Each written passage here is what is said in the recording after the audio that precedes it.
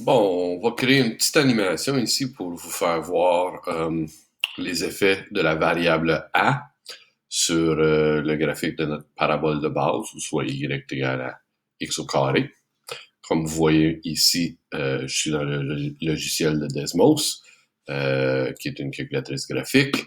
J'ai ici mon équation y égale à A fois x à l'exposant 2, qui est ma parabole de base lorsque a est égal à 1, puisque ça devient vraiment y est égal à x au carré. Et là, on va voir les effets de a en glissant le curseur à droite ou à gauche. Si on prend des valeurs qui sont plus grandes que 1, comme 2, 3, 4, on voit que notre parabole se referme sur elle. Sauf vraiment, ce qui est arrivé, c'est que la parabole a été tirée vers le haut. Okay? On l'étire vers le haut, on prend les deux bouts ici, puis on les amène vers le haut.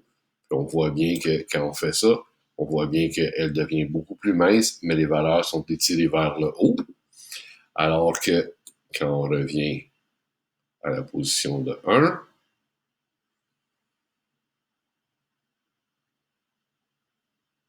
rendu ici, je me retrouve avec ma parabole de base. Ma parabole de base qui a un sommet à 0, 0, avec un point à, si on voit bien ici, le point 1, 1 et le point 2, 4. Comme j'avais dit, si on met ça à 2, on met ça à 2, on a étiré la parabole vers le haut d'un facteur de 2. Sur notre point 2, 4 devrait devenir 2, 8. Puis on voit bien ici qu'on a le point 2, 8. Et notre point qui était à 1, 1 devient maintenant à 1, 2. Si on vient ici, on peut voir qu'on arrive au point 1, 2. Donc, j'ai étiré ma parabole vers le haut de 2 unités.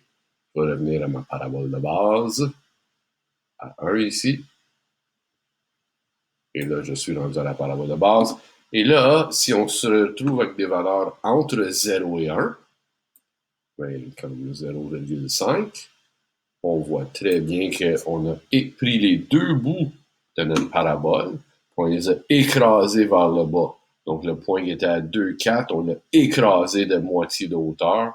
Il est rendu au point ici à 2, 2.